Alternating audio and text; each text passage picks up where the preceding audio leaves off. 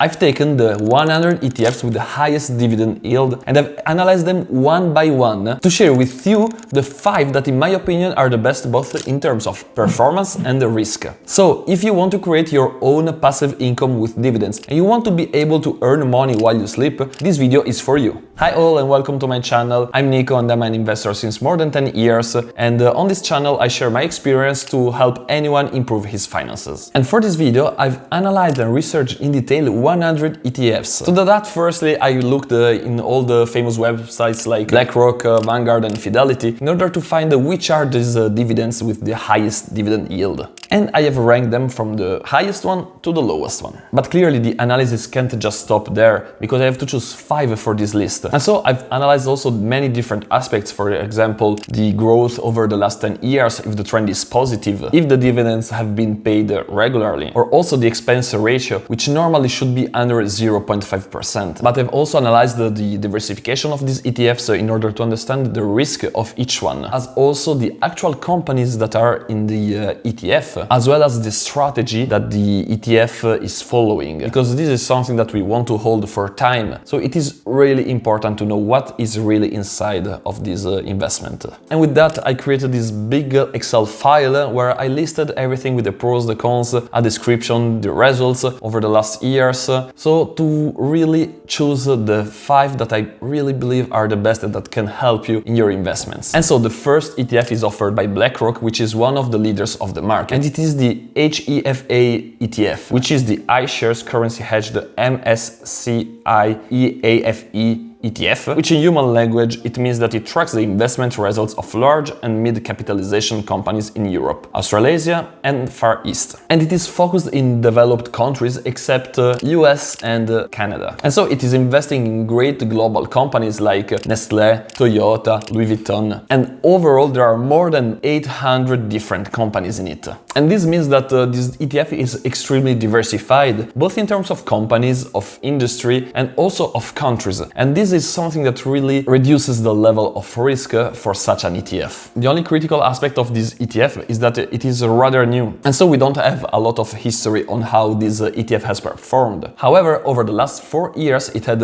extremely strong performances and especially they are solid. The price is extremely stable, which is very important for a passive income coming from dividends. And the yield is of 21.8% per year, which is enormous because it means that if you had invested $10,000 last year in this ETF, at the end of this year you would have more than $2,000 of dividend in return. And imagine that if you reinvest all these dividends in the ETF again, every year the dividend you will receive will just increase and increase even more to a point where it will really be a huge income. And so overall this is a great ETF which is very well diversified over the whole world and that has a really strong dividend. And thanks to this diversification also the risk is not high, and because of that it's a good base for long-term investments. Secondly, there is the DBAW ETF, which stands for X-Trackers MSCI All World X US Hedged Equity ETF. Their names are all crazy, I'm sorry. But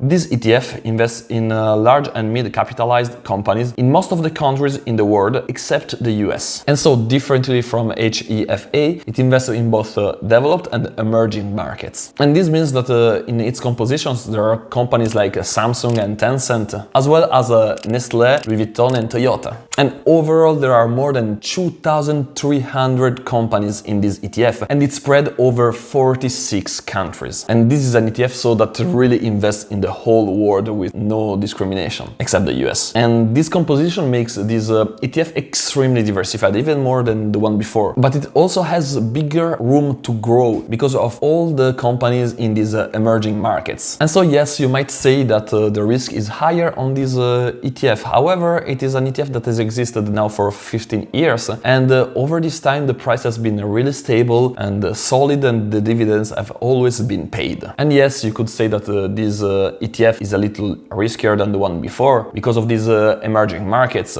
And you can actually see a little volatility in the price of this ETF. However, over the time, we can see that the price is rather stable, and especially the dividend has always been paid, which is a good hint to a solid ETF. And so this ETF actually has a dividend of 10.4%, which means that if you had invested $10,000, you would now have a little more than $1,000 in return per year. And clearly, this ETF has a lower dividend yield than the one before, but also said it has a bigger room of improvement, and it has history backing it, saying that over the years it has always performed correctly. So now let's go to the one that is probably the most known of the list, which is the GEPI, which stands for JP Morgan Equity Premium Income ETF, and it invests in companies from the Standard & Poor's 500 in a way to have less volatility and stable dividends over the time. And so the objective of this ETF is to have a defensive portfolio which also has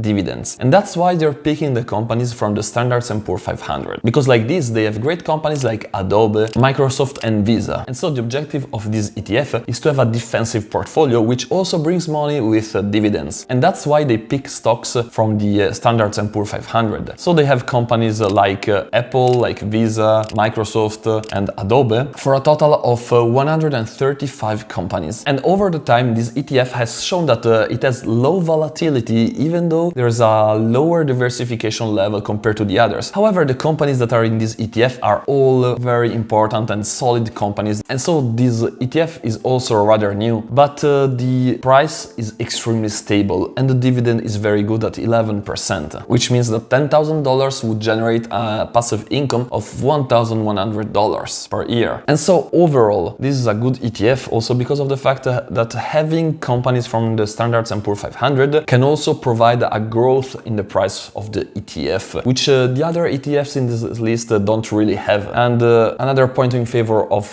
this ETF is that it is the best solution to have dividends coming from US companies. And so if you're enjoying this video and you find it helpful, subscribe to the channel for other analysis and tips. And so coming back to ETFs, the LVHI is the Franklin International Low Volatility High Dividend Index ETF, and it invests in developed countries outside of the US, and it seeks to create a low volatility portfolio. And so it mainly invests in sectors like finance, consumer goods and materials, while having a low degree of exposition to all the sector of information technology, which nowadays dominates the market. And this is a point in favor of this ETF, because if you want to have a low volatility, not having companies like Apple, Meta or Microsoft in your portfolio will drastically reduce the volatility. And so in it you have companies like Mercedes, Mitsubishi and Japan Tobacco International. And overall there are 113 holdings in it. And so it actually is very similar to GEPI, but rather than being in the US, it is in the international market. And this composition makes the price of this ETF extremely stable, and it also grants you a dividend of 10.8%, which means that if you had invested 10,000, you would receive more or less $1,100 per year. So overall, this is a low volatility ETF which grants a good dividend in the international market, and the main advantage of it is the low exposure to the information technology sector, which really differentiates it from the others. And we're now at the fifth of the list, which is actually also the most performing one, and it is the FLEH, also named the Franklin FTSE Europe Hedged ETF, and it only invests in large and mid equities in 16 developed countries in Europe. The companies in it are all well known, like Nestlé, Roche, Siemens and many others, for a total of 552 holdings. And as the others, its price is fairly stable, but it also has a generous dividend of 21.7% per year, which means that $10,000 would give you $2,200 per year. But the great advantage of this ETF is the expense ratio, which is of only 0.09%, which is extremely low for ETFs compared to the others of this list, which have an average of 0.4%. And so this difference in expense ratio might seem very small, unimportant, but over the long term, it's one of the details that will make a huge difference.